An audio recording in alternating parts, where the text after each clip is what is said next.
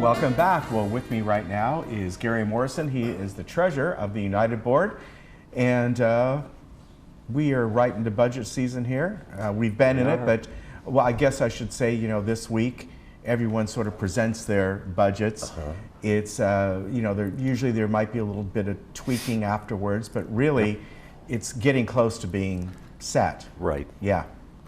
Yeah. Good morning, residents. We're going to go through the June, just my notes. And as I've said before, KPMG audited our financials for 2018. And they found that we are in accordance with U.S. generally accepted accounting principles. We had a reserve study done that shows us that we're underfunded in our reserves. By an amount that works out to $7.78 per month. Therefore, that's an amount that we'll be working with because I think we all recognize that reserves are important in case we have some kind of an emergency. As far as the statement of revenues and expenses, as of June 30th, 2019, through the report, that reporting period, our revenue for United was $21,412,000 compared to expenses of $21,238,000, resulting in a net revenue of $174,000. Our actual revenue to date, $21,412,000 compared to a budget of $20,415,000, or a $997,000 variance. Our actual expenses year to date, $21,238,000 compared to $21,455,000 for a $218,000 variance. Our net revenue was $174,000 compared to a budget of a minus $1,040,000 for a positive variance of $1,215,000. In finance, we keep a close eye on the operating position of our financial results. So the operating fund, without depreciation, shows an operating surplus of $714,000 through the reporting period. This revenue went into operations with $14,023,000 coming in from assessments and $976,447,000 coming in from non-assessment revenue, compared to operating expenditures of $14,389,764 without depreciation. So after backing out depreciation, which is not funded through operations, we see a bottom line operating surplus of $714,076.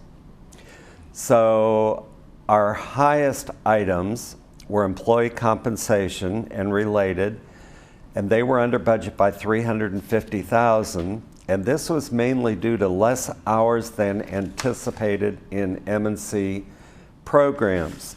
And that's because we are pulling in outside contractors and using them and using our staff elsewhere.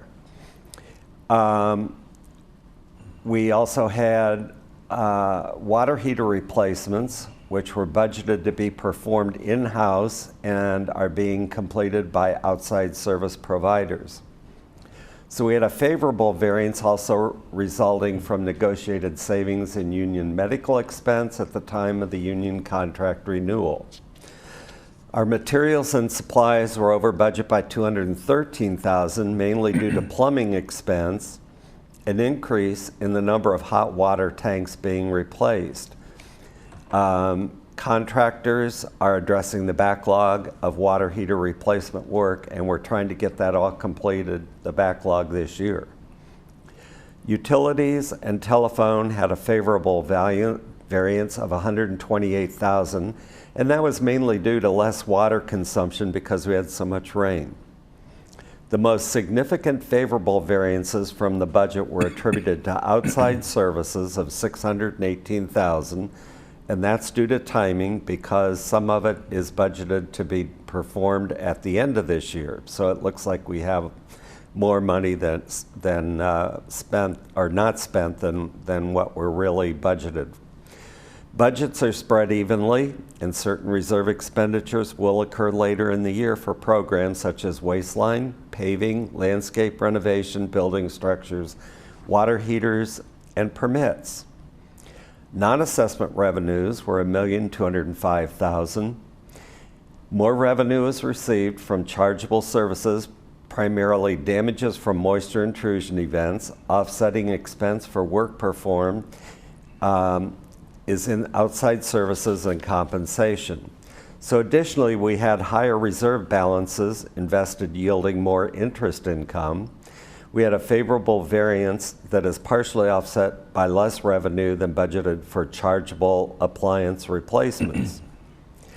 Our largest categories of expenses today, $21,238,000, are employee compensation, followed by property taxes, outside services, utilities and telephones, materials and supplies, and so forth.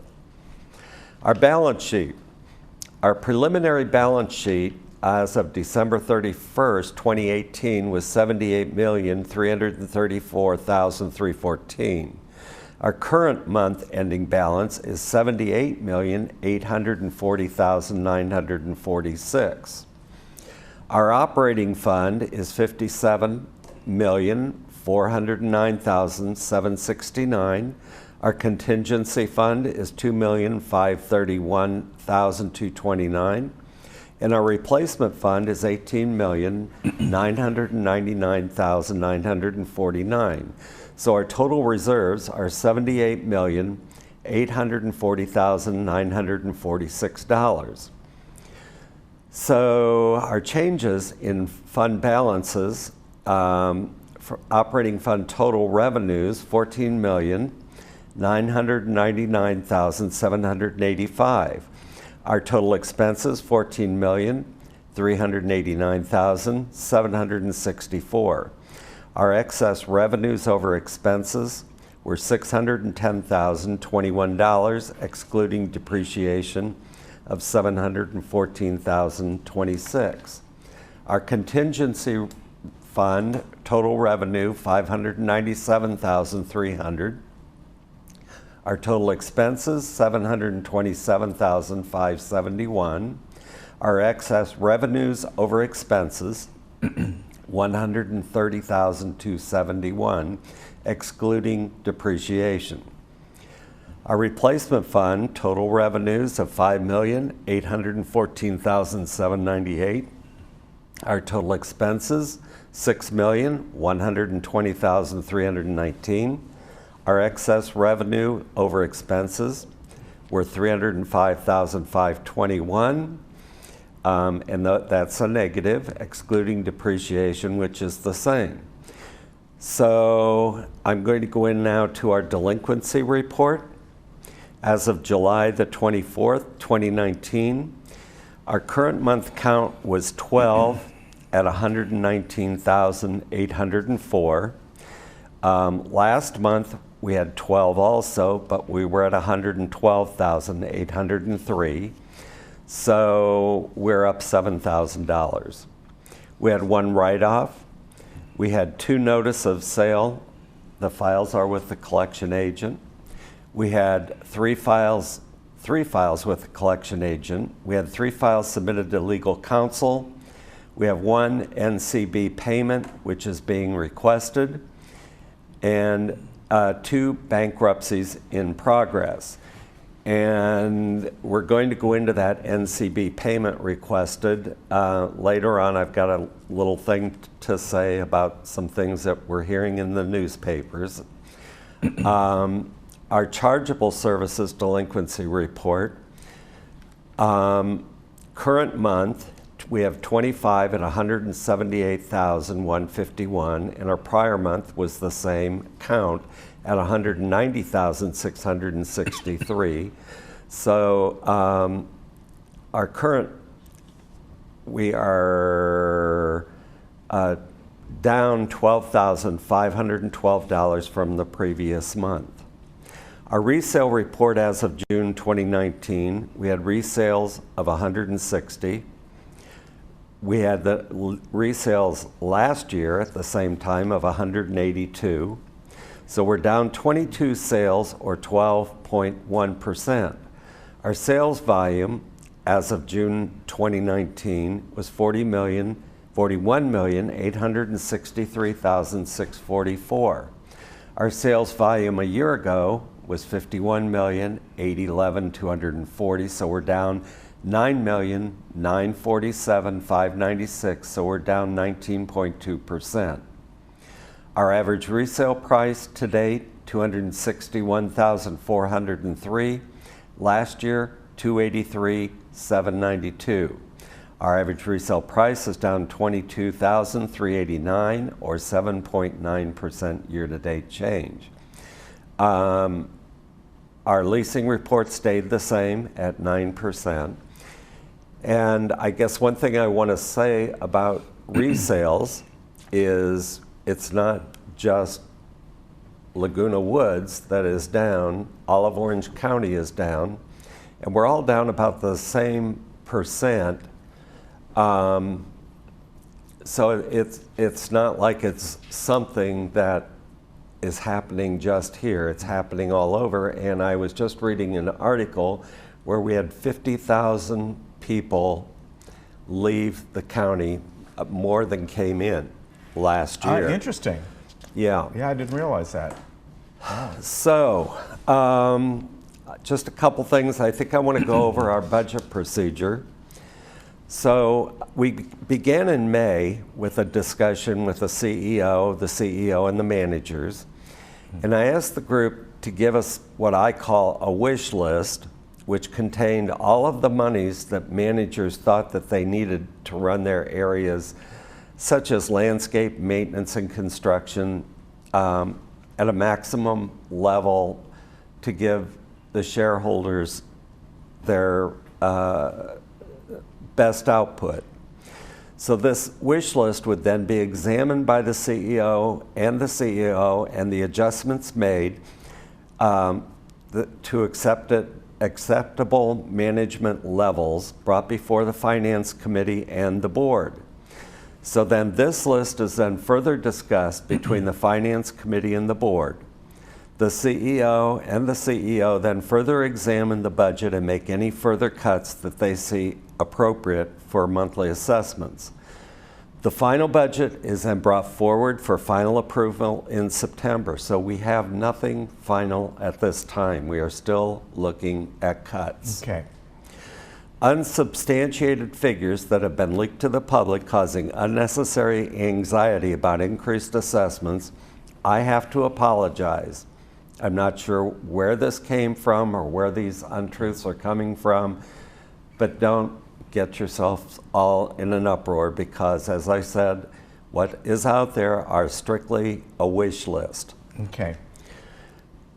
I think one thing, and this is not for me to decide, it's for our residents to decide, is the level of service that they want to receive. In every meeting that I attend, I have residents complaining that the grass is too high, shrubs and trees have not been trimmed and maintained, or that someone has called maintenance and they've not come out and they've had to recall, blah, blah, blah. So I'm saying if this is the case, we either have to increase the number of workers, which costs more money, and we can, in some cases, increase efficiencies, and our management team is continually working on this. And I think we as directors have to have confidence in that management team because that management team are the ones that we hired. Mm-hmm. And remember that they have to be self-reliant without a management company like we had CPM for a short time, that we've had for a short time, and it takes time for any business to get started and geared up to where it's working at its maximum efficiencies. And we also have to recognize that this is a city. This is not just a small little Right. HOA. Also, residents need to decide on the level of service they want to receive as far as our infrastructure is concerned. Our infrastructure is over 50 years old.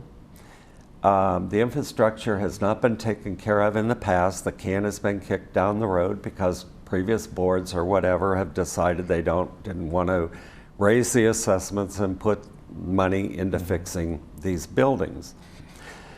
Thus, we have sewer backups that are causing residents to have to move to a hotel while their unit is being cleaned up. And these backups cause a great expense. 2 years ago, we had $1.5 million that we spent on waste Wow. line backup cleanups.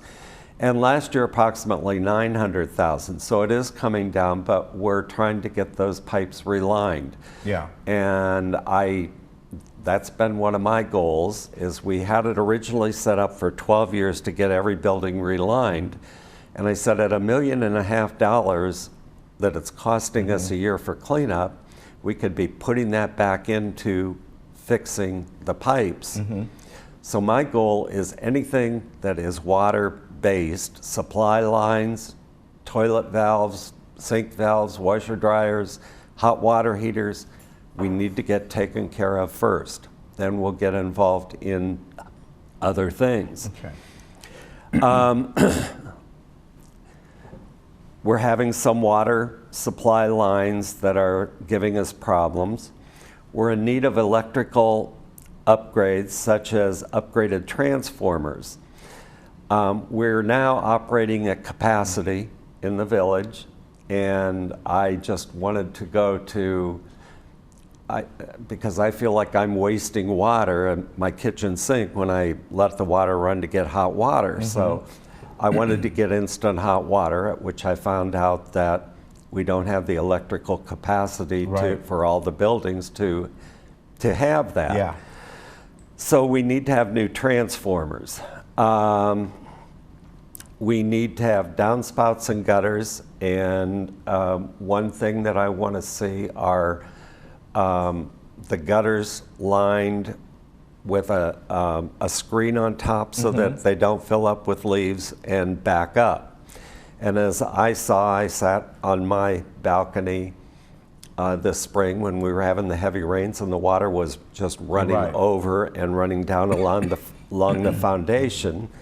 And that is going to cause us problems. So these are all things that we need to have taken care of, and unfortunately, it's going to cost us increased costs.